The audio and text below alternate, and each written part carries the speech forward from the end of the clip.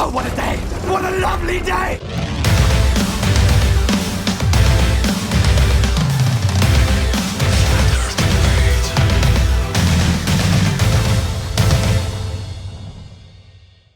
Welcome to Flat Earth Debate Live.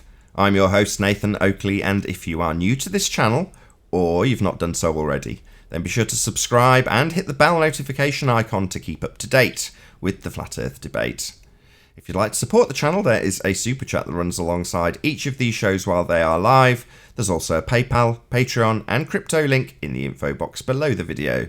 Most importantly, if you'd like to join the discussion, simply mute the page you are currently watching, then click the link in the info box below this video to join the panel and express your views on the nature of Earth. If you do join, please don't swear. If you do, you'll be ejected, and if you are, please don't try to rejoin the stream using sock accounts. You'll be warmly welcome back on the next stream. Please also share the show on social media. Sharing the show obviously increases the live audience, but this in turn increases the chances of a more diverse panel. So please share the show on Facebook and Twitter. And one last time, if you're new to the channel or you've not done so already, then be sure to subscribe and hit the bell notification icon to keep up to date with the Flat Earth Debate. Now we are joined by Quantum Eraser, Chocolate Saiyan, The One, Flatzoid, and 10th Man in G+. Very good to have you all. I'm just sitting back and loving every single minute. Hello, one and all. I've just introduced you after the live show. I was just on mute, so you didn't hear my intro. My bad. Hello, all in G+. Hello.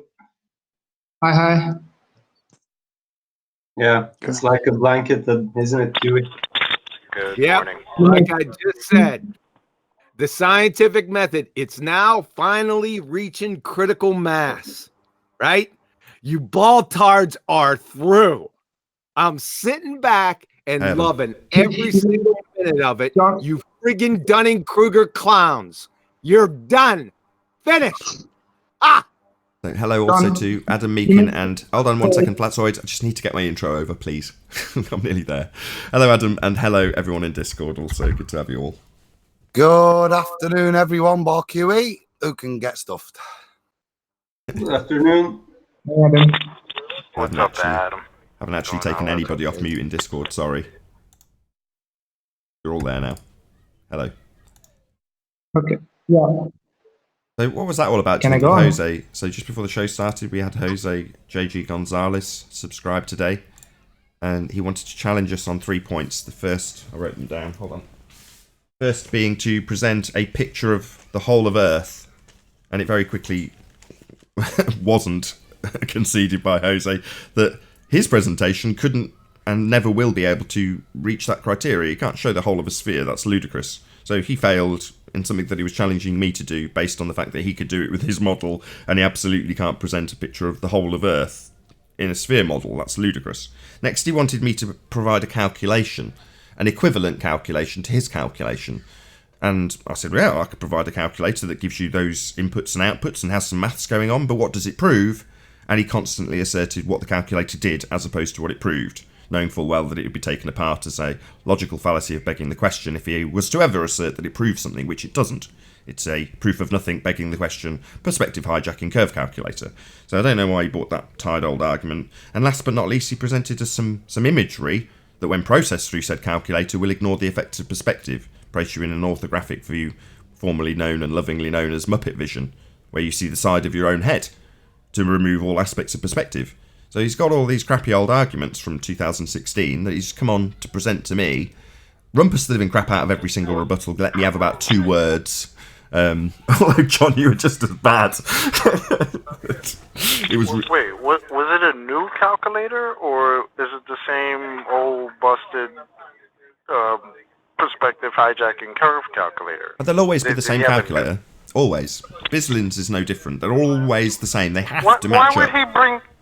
Why would he bring that up here now? That shit's been dead and buried. I don't know. That's what I was asking. Is he kidding? What's going on? I know why. Because he's a retard. That's why. Yeah, but he was so hyped up he could type it in. I should really make that clear for the audience. So obviously, those of you watching on Nathan Oakley 1980 Live, there is a pre and after show that goes out on Nathan Oakley channel, my second channel. Subscribe today, link below. But that gets the full uncut debate. So from the moment I start recording, when people are joining, it's often very dull. But today, Jose JG Gonzalez, subscribed today, joined and wanted to challenge me. He was wanting to challenge me in a debate chat yesterday. I think it was Anthony Riley's, and I was like. I was more than happy to do it there and then in the chat feed. I was like, look, I'm here now. Chat. There's never going to be any accusations of rumpusing, just ignorance of the points being made, which is nice. And I like debating in the chat. Often I just troll, but sometimes I will actually debate people if I see that it's worthy of debate. So, you know, that's where you get a few quotes out of people like Wiggles. The gas would fill the space by debating them in chat. Now, he didn't want that. He wanted to join, presumably so he could employ a few tactics of rumpusing and not letting the actual concise demolition come through, which is precisely what he did, like I say. But his last point was to, like I say, present pictures of the world that prove it's flat. It's like, well, ours are going to include perspective, yours aren't. Yours are going to claim that perspective's an earth curve, which is precisely what he did. But it's like you say, chocolate. These arguments are so long in the tooth. I don't really get what is. Maybe he just wanted a bit of promotion. I don't know. It seems like we're watching the script of Back to the Future with all the regurgitating of old arguments. Maybe he's just getting told that on his channel by the fundies that he hosts, and they're saying, oh yeah, curve calculator's still okay, it's all cool.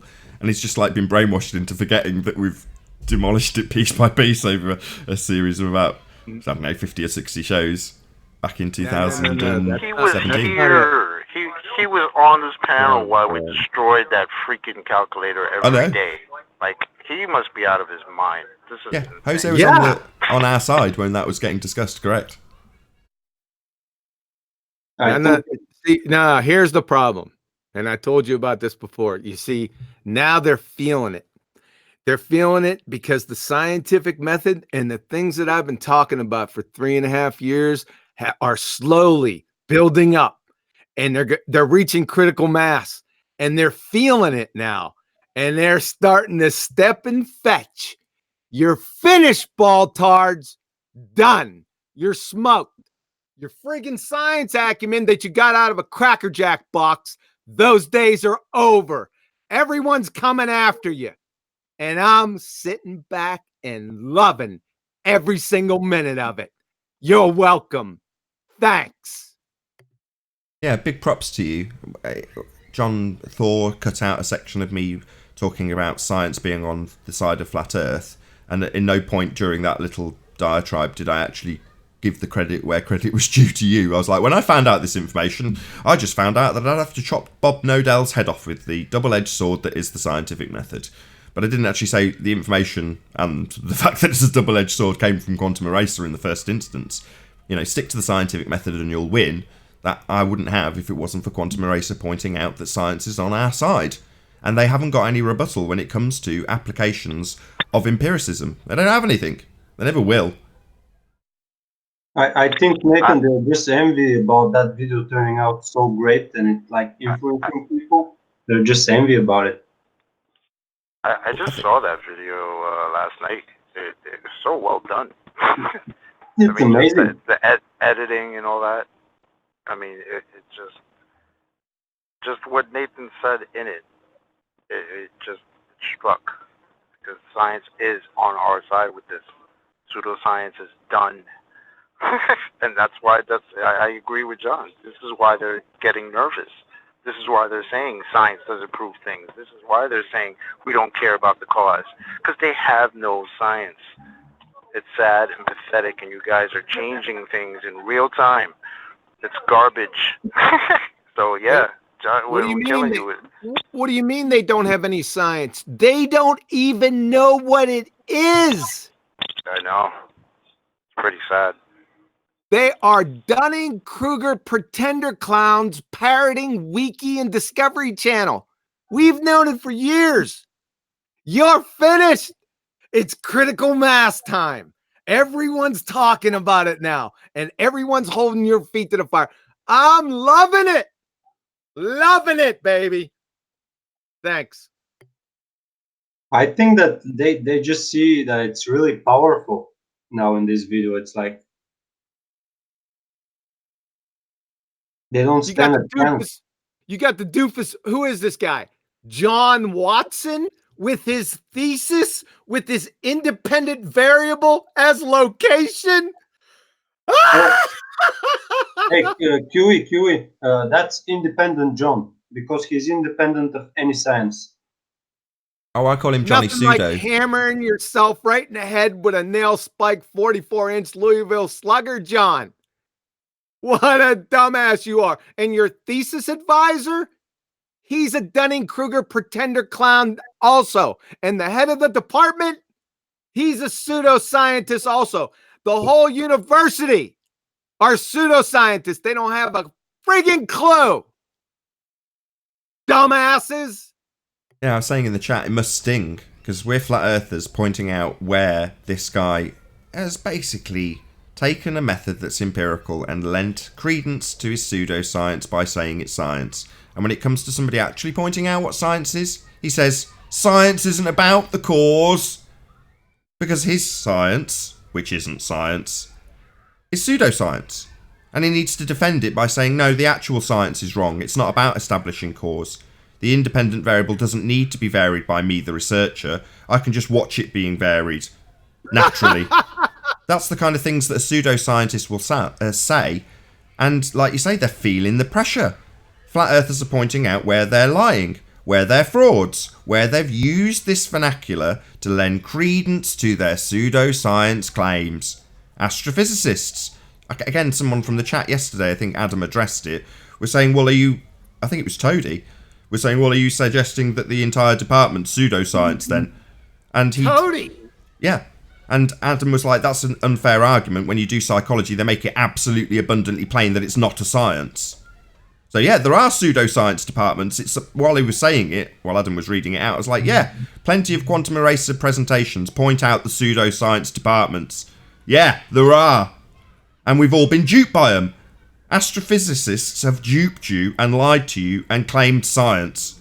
And they're pseudoscience. They just never admit it. They tell you that science won't prove things because they can't prove things. They project all of their ineptitude and failings onto science because that's not what they are. Yeah, well, they put the banner of science over the archway that you walk into. That doesn't make it science. Just because you can put a word on something doesn't make it so, right?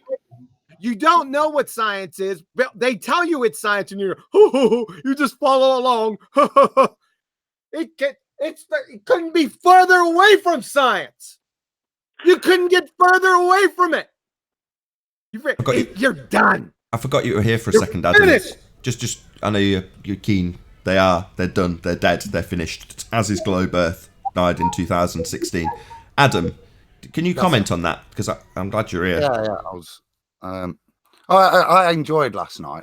I thought it was going to be more of an intellectual challenge. What me and John D were going to be presented from Riley, but it was quite telling.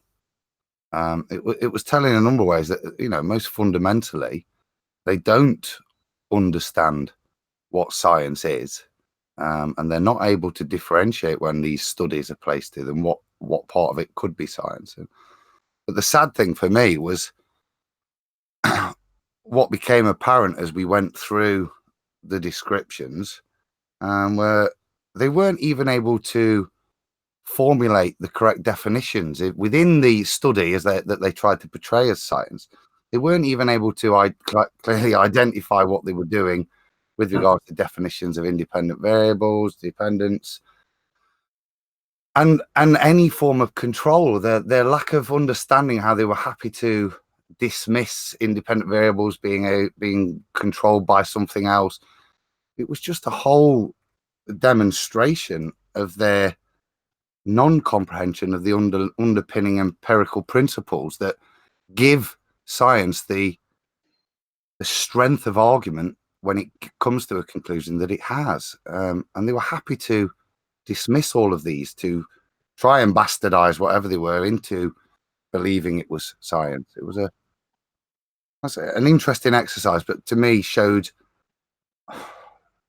not just a lack of comprehension of the method, but an ability to apply it to a situation, which was more worrying. And I think both me and John commented with regards to this comprehension. You know, we both teach at different levels, but this is fundamentals, and John's teaching at 16, 17-year-old, and like he said, he'd be disappointed if he wasn't able to make his students understand this point. And my only thing is that they must be trolling now. They must be trolling because it's been laid out so concisely and so consistently that they can't understand. They've got real issues.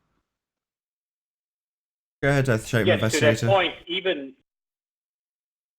to that point, I mean, not even to the scientific method or the curve calculator, but then we still got Highlander now in the chat saying James May records the Earth curve from the plane or whatnot. So they're still going, they're kind of like regressing now. So Adam, to your point that it's not just at the scientific level, it's still regressing back to boats over the horizon, because everywhere they look, you know, they're being challenged, from the science to the scientific method to the calling them out as pseudoscience, and now they're going back to James May seeing the curve and all this stuff. I think they're really trapped. That's the issue now.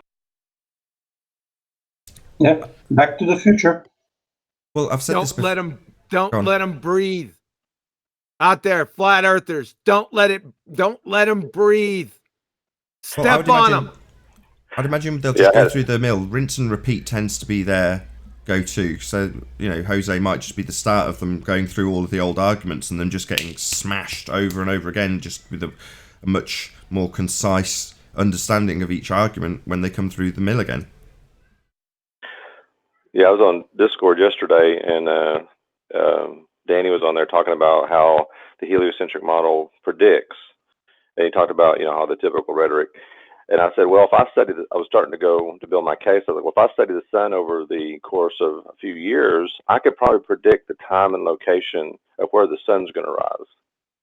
And it triggered him harder than anything else. So I was like, just because I study and see something, I can predict something, doesn't mean that's what's causing it. And he knew where I was going and backed down and got triggered really quick. That's not a prediction. That's just observing something for a long time. That's like observing a clock.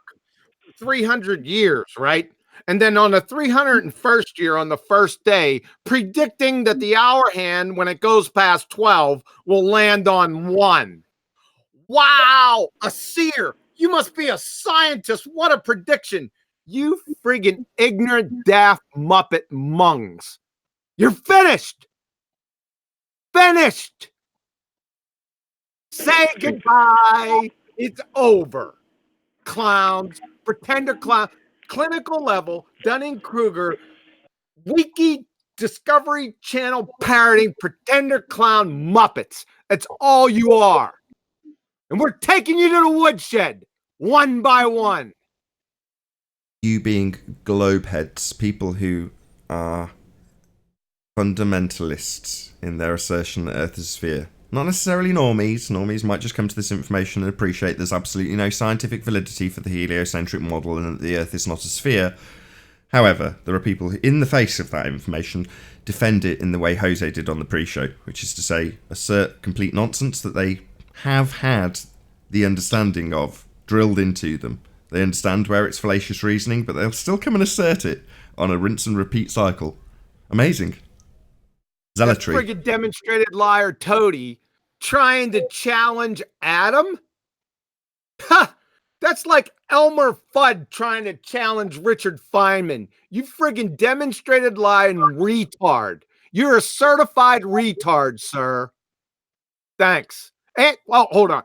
This is demonstrated. I toe tagged this idiot like 3 times. Why are you even out here? You going after your girlfriend, Trish Blythe, the friggin' paralegal that couldn't tie her shoes, right, without a fleet of cyber nurses. My word, people. Guys, let's kill them with some housekeeping questions. Yeah, I'm up for that. Got Adam and Q here, not often here at this time, so any signs of Earth curvature? Oh. Me then. No. Nope, not in Bulgaria. Not on Earth. Obviously, unobservably flat here. Not from West Virginia.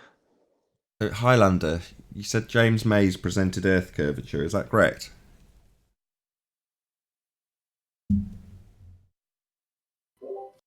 What about that photograph from that one mission that is said to travel to the moon and back that took a photograph of all of Earth?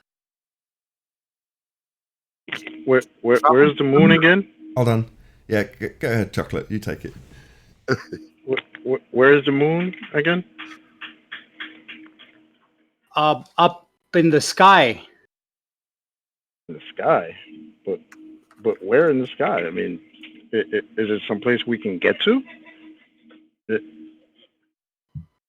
I'm not sure. I mean, I know I cannot get to it, so. Oh, okay. Because some people think they do, right? Isn't that second place of thermodynamics violation? Right. What's the correct, that's what you're that's fishing where I'm for is a what little was confused, the medium. 'cause we're taking pictures from a place that can't exist. It's getting concise. Hold on, Chocolate. So the question you didn't ask was, what was the medium they travelled through to get to the moon? Oh, never mind then. Oh, so it was Narnia. Oh, I see. Space, vacuums, right? Yep. Second law of thermodynamics violation, right on. But that wasn't what we heard from probably the only globehead on the panel, or one of very limited at the moment. Obviously, with it being quite painful for them to come here. What about James May? This is new to me. Is this the old one where he goes up in a fighter jet and you get a camera and a shot through the cockpit window? Shot of what? Of the horizon. The horizon? Oh, that's cool. Yeah. So where's the Earth curve coming in then?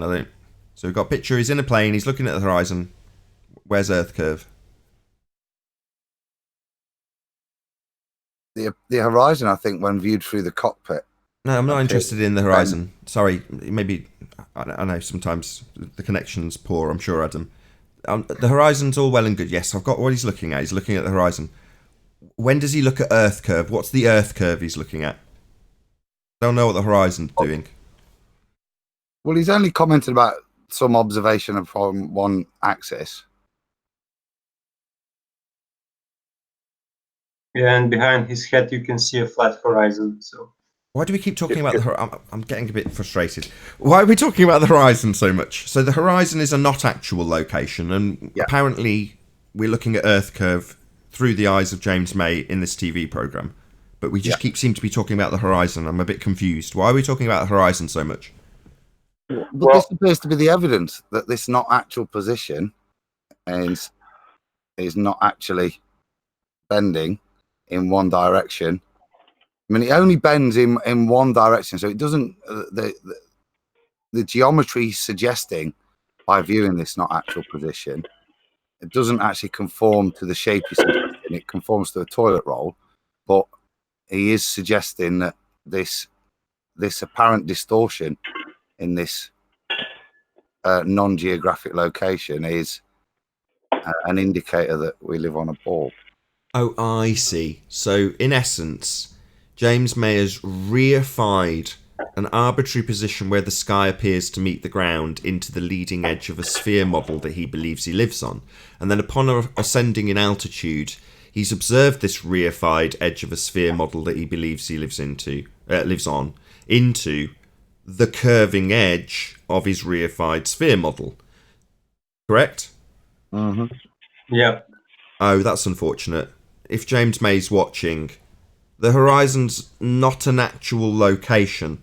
I appreciate that, like Jose did on the pre-show, many people try and reify it into an edge and then make calculations based on this arbitrary location where the sky appears to meet the ground.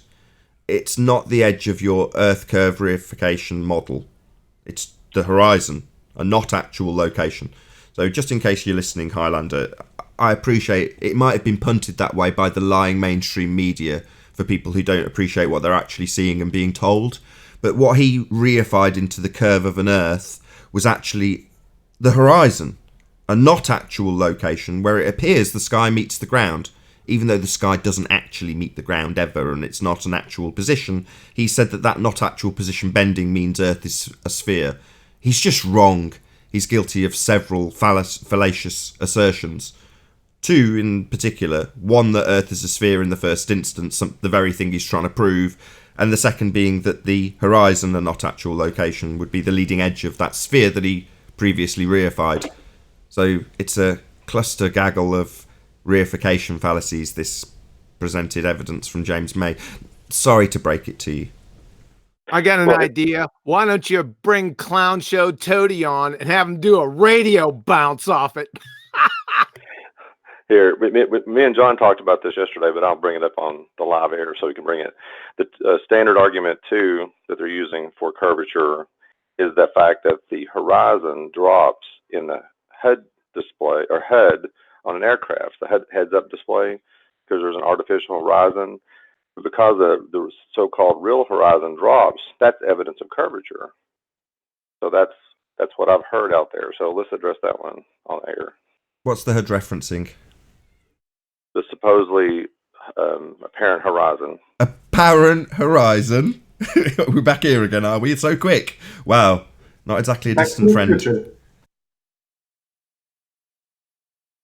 Well, we already discussed this last night. I said, well, you're just taking a observation. It's a sight gag.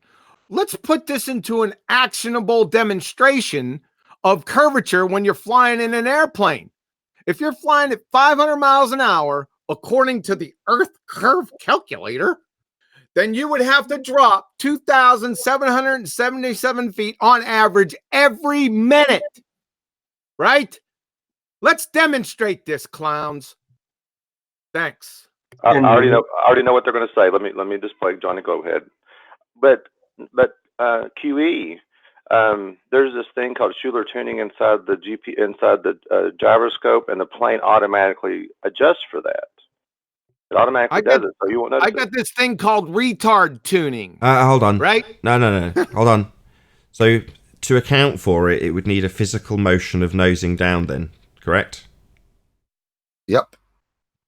Paul? Johnny Gloped?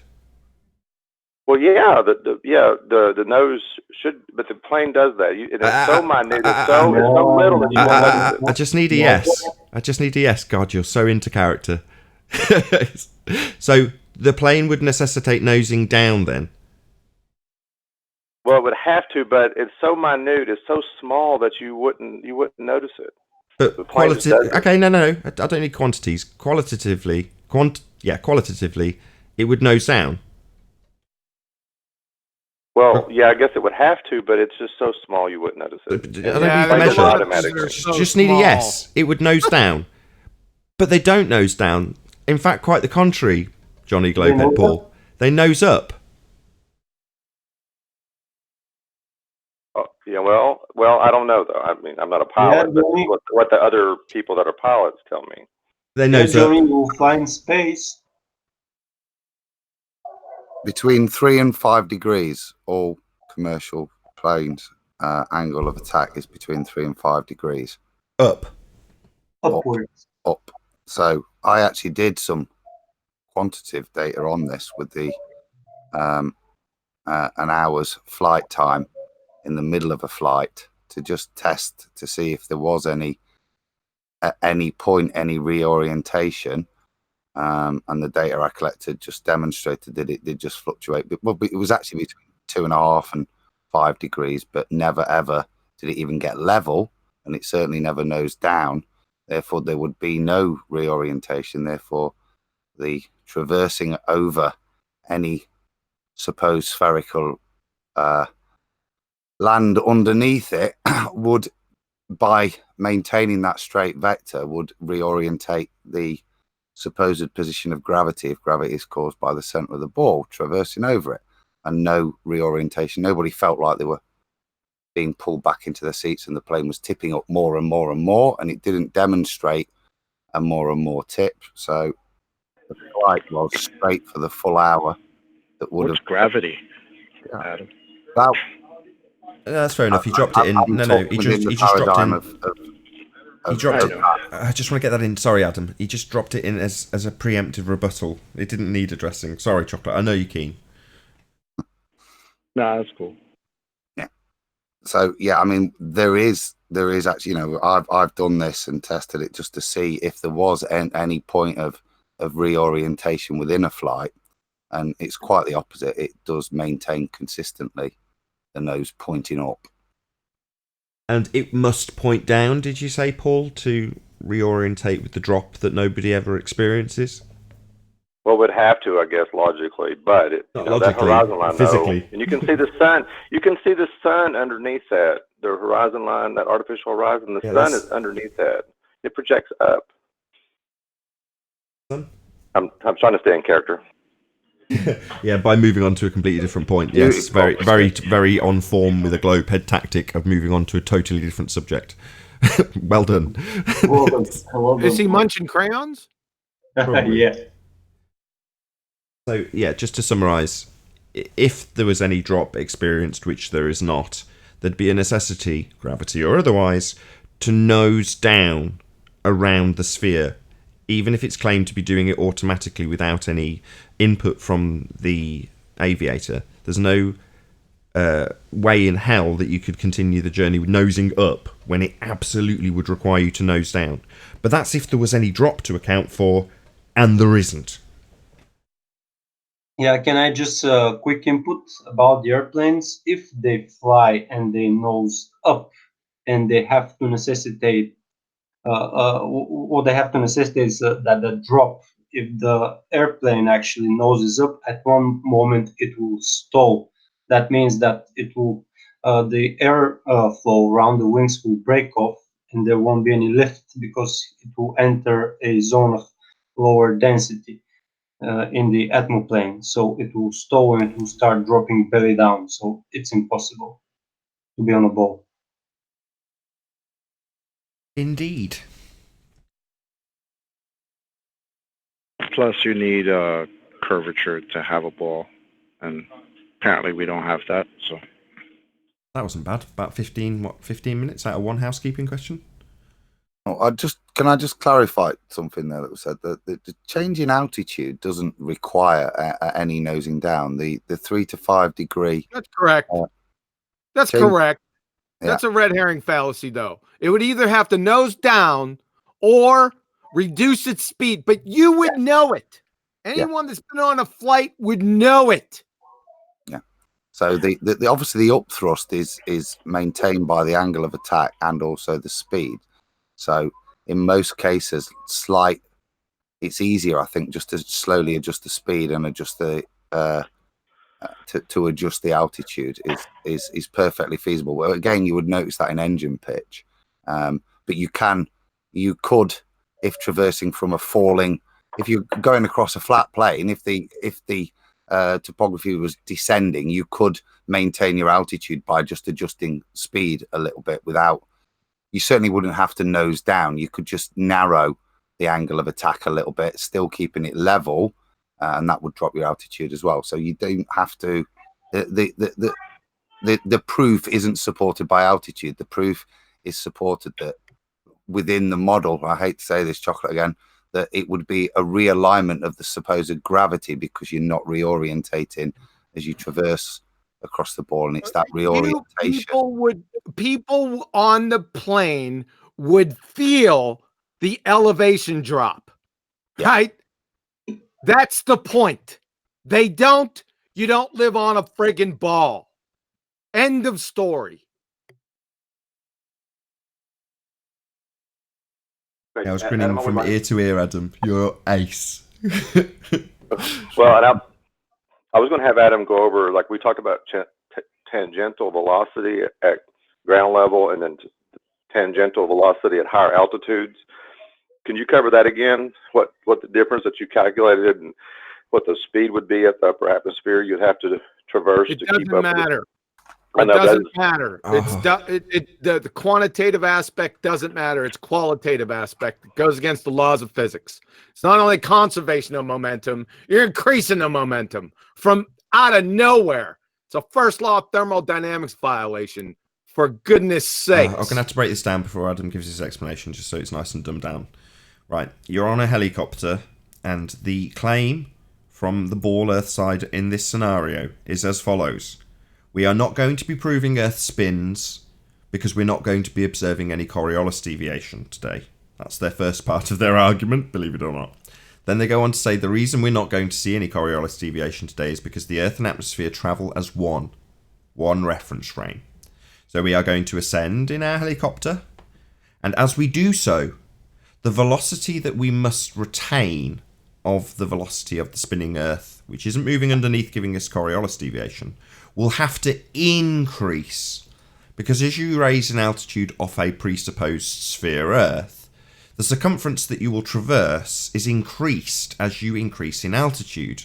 And if it is, as claimed in this farcical argument, which doesn't give you Coriolis proof of Earth spinning, claim that the retention of the velocity will be maintained as you raise in altitude, you would actually be violating the first law of thermodynamics, because you'd have to input energy. So it's a cluster screw. Adam, do you want to explain it in a bit more detail, because you actually did do the mathematics? Yeah, I'm just thumbing through my scruffy handwriting, because I did it wrong first, didn't I? So yeah, okay. So yeah, basically, if you've got this, you give them that you carry the tangential speed, even though it's not tangential, it does require rotation. But if you allow it to keep curving and not be tangential for the helicopter to hover there, the tangential speed that you would carry when you first took off is generated via the supposed radius, and that equal speed in lockstep atmosphere gives you a certain speed that it's going at. When you go higher, obviously the net effect is you increase the radius.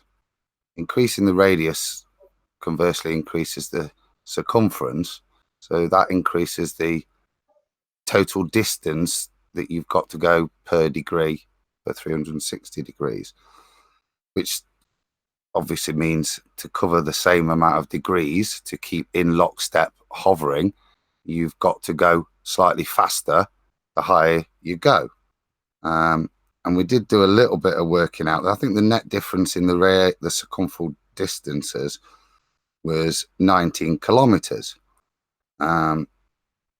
So when you add that in, that works out. Obviously, if you take that and divide it by 360 degrees in 24 hours of a supposed rotation of your bally Earth, that equates to an additional sideways movement, say, of 0.78 kilometers per hour.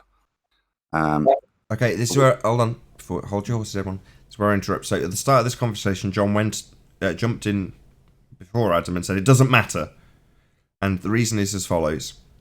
Yeah. The quantity of the increase is irrelevant. It doesn't matter if you work it out to absolutely fractions of a millimeter by hovering only, centimeters above the ground. Essentially, as Adam's just pointed out, you've increased the radius, therefore you must increase the velocity. Therefore, qualitatively, you've got an increase, and therefore a first law of thermodynamics violation. The amount is irrelevant, which is why Quantum Eraser interrupted him and said it doesn't matter. As soon as you increase the radius, you've got to increase the velocity, because you're going to be increasing the overall distance, i.e. the circumference that you're travelling along is bigger. Therefore, first law of thermodynamics violation. The amount is irrelevant. Feel free to continue if you've got anything more to add on. It is irrelevant because it's there. But just to quantify it, like I said, that equates to 780 meters an hour, so 13 meters per minute, or 20 centimeters a second. So it is significant, even though when you say it's 0.78 kilometers per hour, you think, oh, it's nothing. But actually, in terms of stabilizing a helicopter at that height, now if you go to a different height, his balancing point is different. This is the whole point. As you increase and change that altitude, the rate of alteration for stability changes. That would be noticeable because What he's having to do to keep the helicopter stable, even in the same wind at different altitude, is adjust for this Coriolis at differing rates. So his stick would be in a different position, even if slightly. But as you see here, 20 centimeters a second is not an inconsequential distance, actually, if you're trying to hover in a stabilized spot. I've done. Perfect. Thank you, Adam. Perfect. You don't have to adjust. Hold on a second. You don't have to adjust for Coriolis effect because the Coriolis effect is apparent. There is no adjustment with apparent. Sorry. Let me break that. The supposed attained tangential speed. Yeah. So I've got to break that down as well. So the Coriolis deviation is an apparent deviation that you, if you were on a roundabout, would observe upon staying on the roundabout. So if you're making this observation of Coriolis deviation and the thing you're observing was a drone, then the drone is hovering. Now you're seeing it on the roundabout below it, seeming to move towards you and away from you. Seeming to. It's not, it's hovering. So that is the Coriolis force that you're observing, and not actual force because it's not actually moving. So to assert that a pilot, the little man inside the drone that flies it, obviously it's not, it's remote, but the little man inside the drone has got to account for this not actual deviation experience from someone on the non-inertial reference frame? No, that's preposterous. There is no accounting for Coriolis deviation. It's a not actual force. The hovering drone isn't moving and needs no accounting for anything. You, on the other hand, are observing a not actual deviation because you're rotating underneath. So an assertion that you need to account for a Coriolis deviation is preposterous. But Nathan, you don't understand reference frames, and you don't move reference frames. Come on now. Hold on. You know better. Hold on.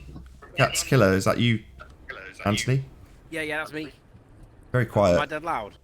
Yeah, you're dead quiet. Dead quiet. I just wanted to ask a question about the Coriolis, if I could. Adam.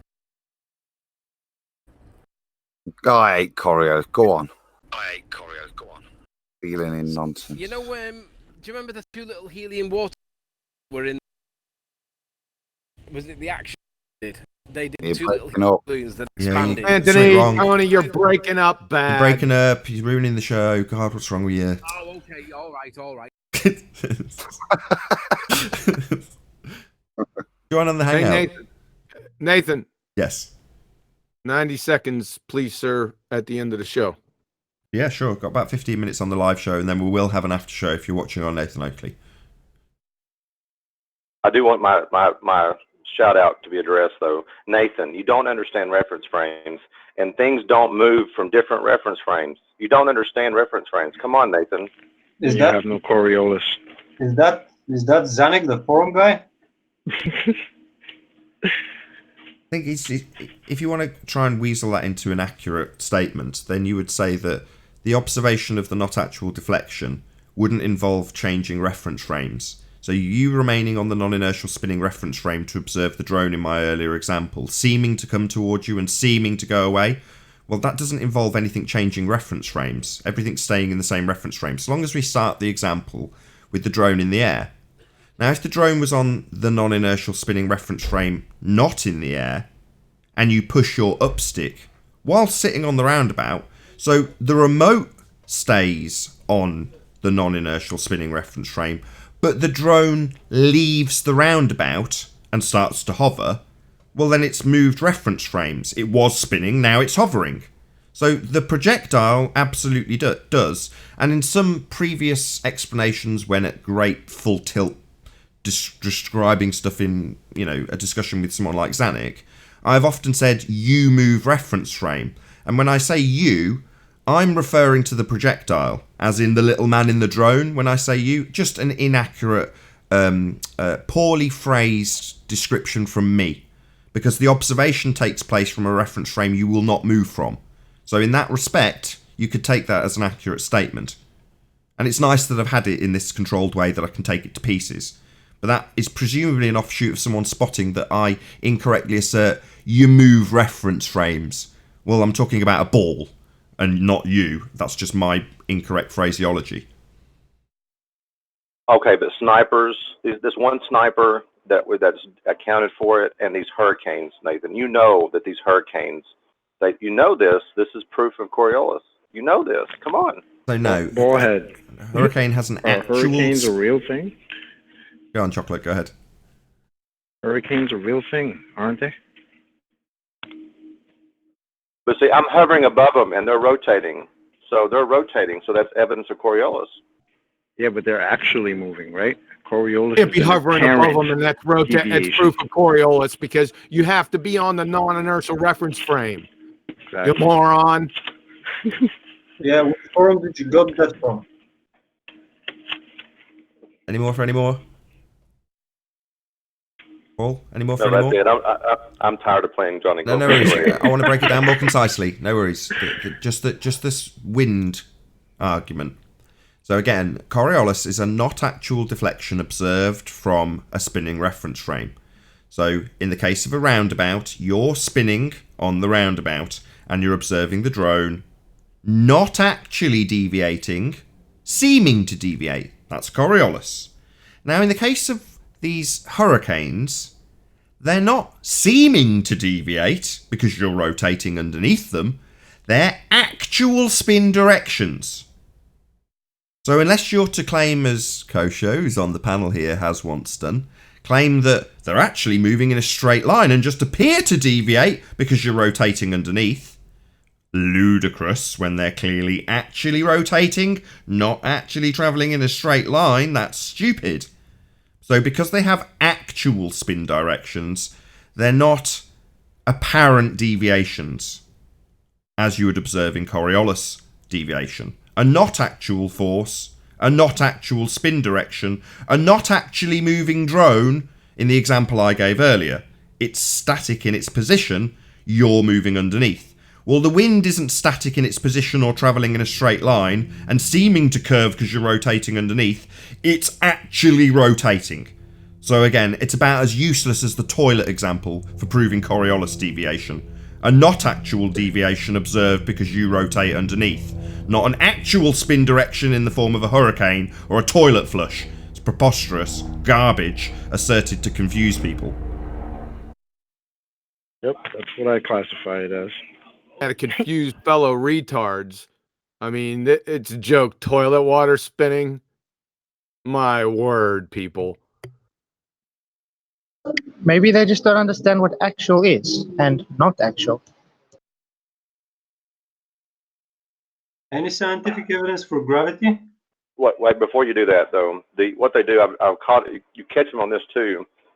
They'll put you in the non-inertial reference, or you're actually in under the rhetoric. You're in the non-inertial reference frame. But when they do use illustrations, they always put you in the inertial reference frame. There's a problem right off the bat. Does anybody see why? Yeah, they're going to give you an example from the inertial reference frame because they don't actually experience deviation in Earth examples. So therefore, if they can have an example that takes place without deviation from the inertial reference frame and just beg the question that Earth rotates underneath, they no longer necessitate showing any deviation. Why? Well, we don't experience deviation, the very thing that would be proving Earth spins by way of Coriolis force. So the fact that we don't experience any Coriolis force needs a little magic trick. Put their observation in the inertial reference frame and just beg the question. Assert that Earth's rotating with the inertial reference frame.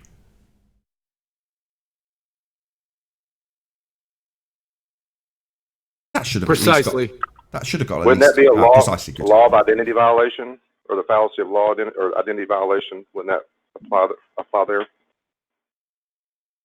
John, maybe. Yeah, because the non-inertial rotating reference frame is not the inertial reference frame. Yeah. So we just discovered another fallacy, the law of the identity violation. Another nail in the coffin. I'll just give an example of this. So this has happened on the show.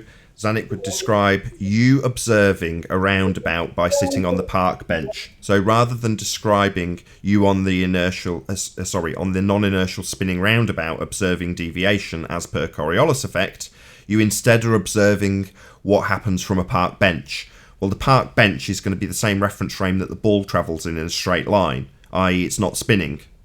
And then when you point that out, they'll just juxtapose that with, no, the park bench is spinning because I'm talking about Earth being spinning, even though he's giving an example with a roundabout. So they've got a little backdoor out to say, no, this is all taking place on a non-inertial spinning Earth, and beg the question that way. We've spotted every avenue in this argument. By the way, for anyone watching, this would be an address to any signs of axial rotation of the Earth-based variety, i.e. proof Earth spins, if that wasn't obvious. And their Coriolis bullshit. Yeah, Coriolis is what's asserted to prove Earth spins. A deviation because Earth spins underneath a football or a bullet.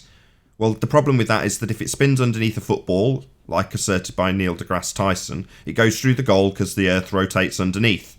Then it would also rotate underneath aeroplanes, and you'd have shortened durations when travelling west. Because Earth's rotating underneath to give you that deviation, they claim. So here in the trenches, they argue that we don't see any deviation. And the way they do it, as Paul's just pointed out, is to place the actual observation not from the spinning reference frame of a spinning Earth, but from space, watching from the inertial reference frame that the ball's travelling straight in. So they say, there you go, I'm seeing it travel straight. It's just a magic trick. Clever, but it's taken a fair while for us to unpick it. Well, Nathan, can I ask a question? Go ahead. So, when we have seen demonstrations of Coriolis, let's say with a merry-go-round, that apparent deviation, is that being caused because of some movement into different latitudes? No. Oh, okay. Because some people seem to be confused as to the reasonings behind the actual Coriolis, well, the apparent Coriolis deviation. Sorry, the one I'm just going to shout out Truth Seeker says you need better Johnny Globehead actors, lol. Actually shows deviation because it moves through latitudes.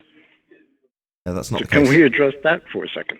I mean, you could argue that the effect when I describe the drone coming towards you and going away will be a more pronounced and less pronounced curve depending on where you sat on that rotating reference frame. But does it make any difference? No. You're observing a apparent deviation because you're rotating underneath. And again, it's a quantitative description. When you're looking for a qualitative effect, the deviation itself, regardless of the quantity or the type of deviation, or whether or not it's coming towards me or going away from me, depending on my part of the rotation on that roundabout, it makes no difference. If you have the deviation or not is what you require. And the simple fact is we see no deviation in any Earth-based example that is beyond maybe a 2-second hang time, like the ball asserted by Neil deGrasse Tyson. But fortunately for us, in asserting that the Earth rotates underneath the football, he ultimately opens up the argument to, well, why doesn't it rotate under an aeroplane? It's also in the inertial reference frame like the ball example. The reason is they assert a 2-second hang time because they don't need people to recognise the fact that Earth would rotate under a drone, under a helicopter, under an aeroplane, under a bullet, under anything that's not attached to a claim to be spinning Earth. But we never see the effect. Hence their need for a little magic trick here in the trenches and placing you out in space watching from the inertial reference frame when it's supposed to be an observation from the non-inertial reference frame. Let's finish him off with the scientific method. I mean, that's pretty funny considering we've heard that a helicopter, won't start to show this apparent deviation until it changes latitudes. But yet, a pendulum swinging back and forth will show it. A football kicked will have the Earth rotating underneath it. But yet, are those changing latitudes causing Coriolis? No. And again, the position regards to the spin rotation is irrelevant if you're observing a claim to be deviation because Earth rotates underneath. If the pendulum is demonstrating that Earth rotates underneath, likewise with a gyroscope, then Earth's rotating underneath an inertial reference frame that the aeroplane's travelling in or the drone's hovering in.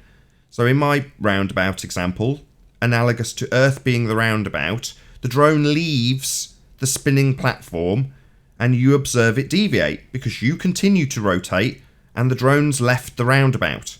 So likewise, you push up on a drone on a claim to be spinning Earth and you will observe it deviate it will land somewhere different because the Earth rotates underneath like it rotated underneath Neil deGrasse Tyson's football. But it doesn't happen. You can push up on your drone and but for a bit of breeze, it will land precisely where it took off from. Same with a helicopter. Helicopters can hover. And to assert that they aren't because Earth and atmosphere travel as one would require a first law of thermodynamics violation. To create the energy needed to have the circumference that they're travelling at a greater rate come into effect to maintain a hovering position. In other words, you have several, well, in this instance only one, a natural law violation to assert a cause for not observing proof Earth spins. That's how convoluted it gets. Now, that might seem convoluted to somebody who's just come to this show today for the first time, but believe it or not, my explanation right now is about as concise as the argument can be taken apart, and it still takes about 2 or 3 minutes. Can I just insert for 15 seconds that it must sucks to be a goldhead and knowing that science is on the side of flat earthers, just killing them. I agree. I was saying it to John Watson in the chat yesterday. This has got a sting. So QE's requested 90 seconds before we round out the live show. So now is your moment. John. Go ahead, QE. Yeah, that was a perfect segue.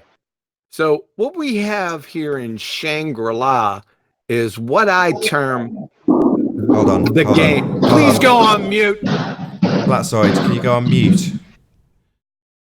Flatsoid. My word, people. That is. Go ahead. As I was Sorry, my saying, phone unmuted itself. Oh my God. I'm on mute. Go ahead. I'm on mute too. I'm on.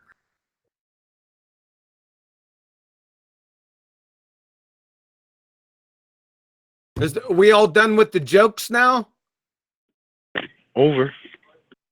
That stuff. So, like I said, it was a perfect segue into what we have here in Shangri-La is what I term the game. We have the pseudoscience religions, astronomy, astrophysics, cosmology, paleontology, geology, anthropology, archaeology, evolutionary biology. Yeah, I'm still laughing. Theoretical physics. Crocheting is more scientific than all these clowns combined. Why? Well, the pretender clowns above can't follow the scientific method. Science. Duh. Because the pseudoscience priests from the religions know that Joe Globy and spinning Sally masses, i.e. you, ball-tard spinning space monkeys, wouldn't know what actual science or basic reasoning was if it landed on your head, spun around, and whistled Dixie. They, the pseudoscience priests, then can pretty much pontificate anything under the term science via clumsy equivocation fallacy and second-grade linguistic word game gymnastics and have their brain-dead religious hordes from their congregations mindlessly parrot any and all manner of blatant pseudoscience religious propaganda, i.e. fairy tales, that they hear directly from them or the metric tons of sermons posted on their church's website, Wiki, Google, Discovery Channel, and or thousands of affiliate websites.